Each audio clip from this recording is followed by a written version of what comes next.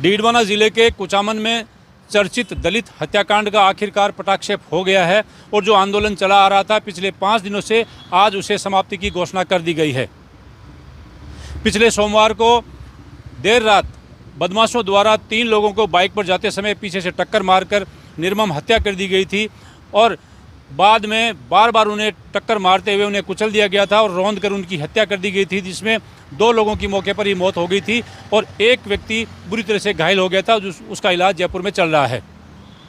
सोमवार से शुरू हुआ धरना और प्रदर्शन आखिरकार 5 दिन बाद आज समाप्त हो गया है और संघर्ष समिति ने घोषणा कर दी है कि हमारी सहमति बन गई है और सहमति जिन बातों पर बनी है उनमें खास ये है कि 50-50 लाख रुपए मृतकों को परिजनों को दिए जाएंगे और 4 लाख रुपए जो घायल व्यक्ति है उसके परिजनों को मिलेंगे।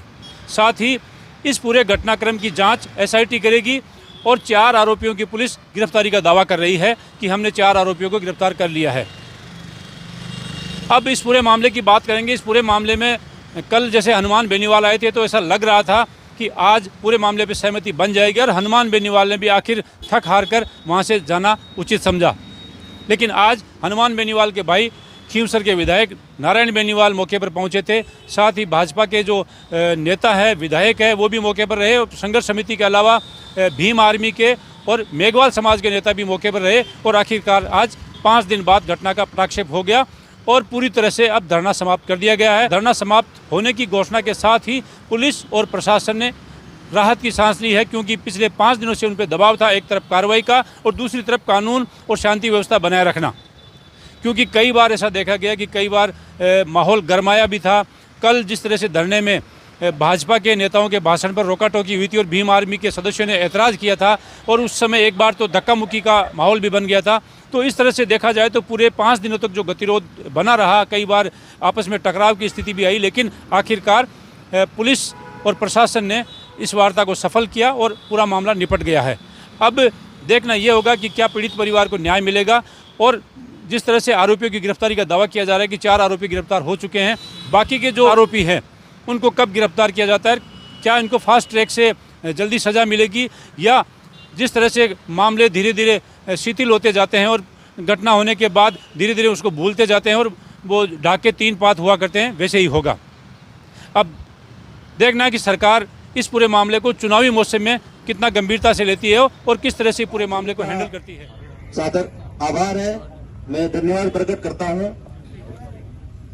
अभी आप ये मेरे साथ में परिवार के लोग खड़े हैं तो अंदर वार्ता करके आए हैं, उसके बारे में जो है मैं बताना चाह रहा हूं आपको।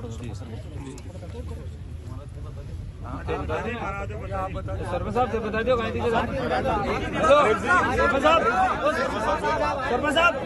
सरपंच साहब हेलो, और बताओ ना।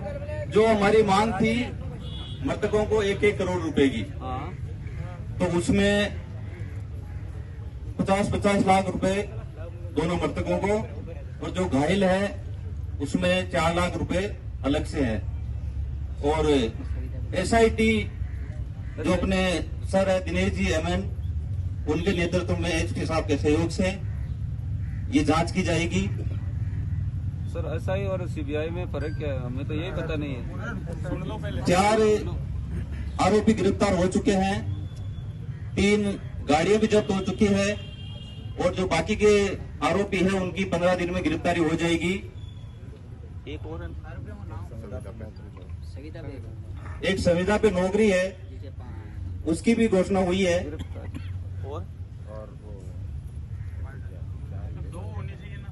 हाँ, दोनों परिवारों दोनों परिवारों में से एक को नौकरी।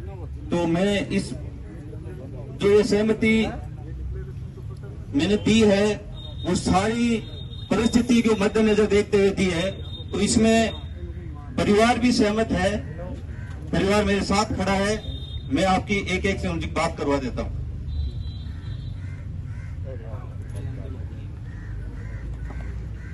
निवेदन करो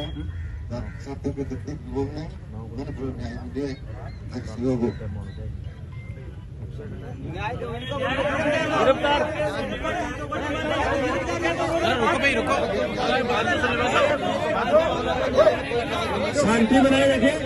सब सुनिए, मैंने शुरू में क्या बोला था, कोई हो उल्लड़ ना करे, कोई हो उल्लड़ ना करे, शांति बनाए रखें। कुछ आंदोलन कर रहे थे पिछले 4-5 दिन से। आज अभी शाम को इनकी जो समिति है उससे चर्चा हुई है।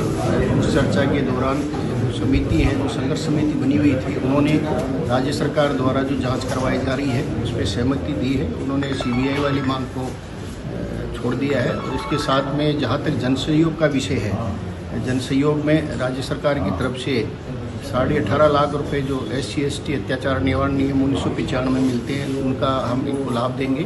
साथ में 10 लाख रुपए माननीय मुख्यमंत्री महोदय की तरफ से इनको पीड़ितों को दिया जाएगा दोनों को, और 3.5 लाख रुपए जन सहयोग से इनको इस तरह से करके 30 लाख रुपए की आर्थिक सहायता राज्य सरकार की तरफ से होगी।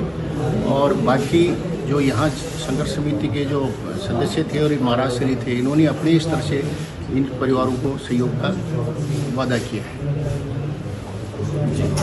सर, SIT जांच के आदेश हो गए हैं या होना बाकी है? SIT के लिए अभी मेरी SP साहब से बात हो रही थी, वो कह रहे हैं कि इसमें हम आगे बढ़ रहे हैं SIT की जांच के लिए, और इनके SP साहब के सुपरविजन में ये सारी कार्यवाही। कुचामन जो कि भाईचारा और सदाचार का ये क्षेत्र जाना जाता है, हमें जानकर बहुत दुखी है कि जिस प्रकार से असामाजिक तत्वों ने कुछ भाइयों के द्वारा ऐसे सरल और व्यक्तित्व को जिस प्रकार से कुचलकर हत्या कर दी गई, मुझे याद आती है डांगावास प्रकरण की। मैं बहुत दुखी हूँ और व्यथित भी हूँ। मुझे पता लगा, और इस प्रकरण को जब 5 दिन हो गए, क्योंकि हमारी सनातन वैदिक परंपरा है, कोई भी शरीर जब चला जाता है दुनिया से, उसका पार्थिव संस्कार समय पर दाह संस्कार होना चाहिए। इस संदर्भ में मुझे आदरणीय प्रतिपक्ष नेता राजेंद्र राठौड़ का फोन आया, और मुझे उन्होंने कहा है कि आपको वहाँ जाकर के, आप संत हैं, सन्यासी हैं, अपने दायित्व का निर्वहन करना चाहिए। मैं यहाँ पर पहुँचा हूँ, और यहाँ की जब सभी लोगों से मेरी वार्तालाप हुई और मुझे पता लगा कि वो परिवार बहुत सामान्य स्थिति, उसके परिवार के दोनों जो उनके पिता खड़े हैं मेरे पास में, इनकी स्थिति को देखकर मुझे लगा कि कुछ इनको और सबल मिलना चाहिए।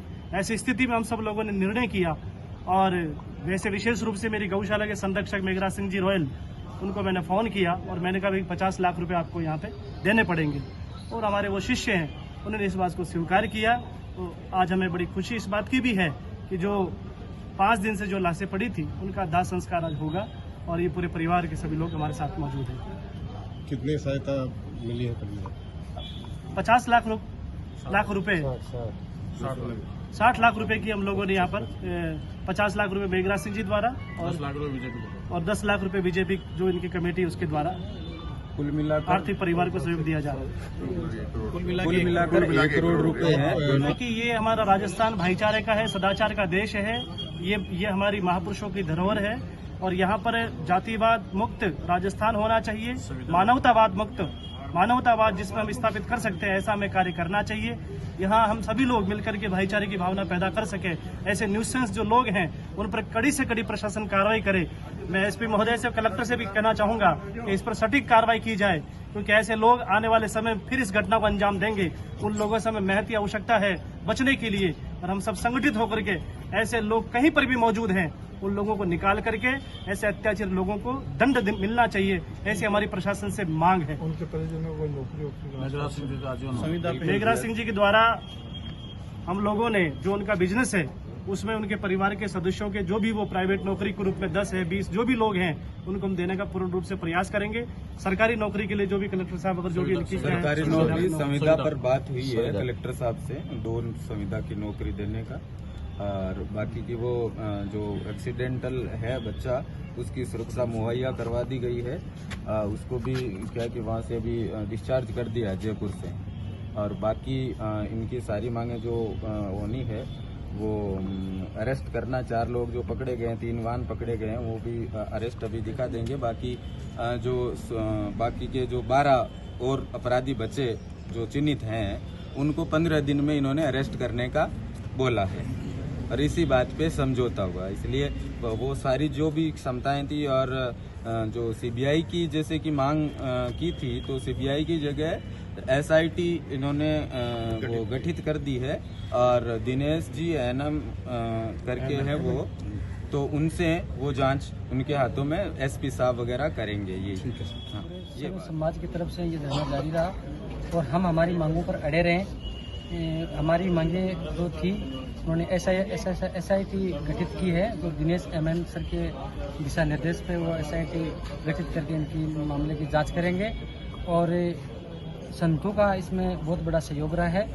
और जो नवा विधानसभा में पहले हनुमान हत्याकांड हुआ, लेकिन कोई सहयोग राशि नहीं मिली थी, केवल 4,02,500 रुपये मिली थी।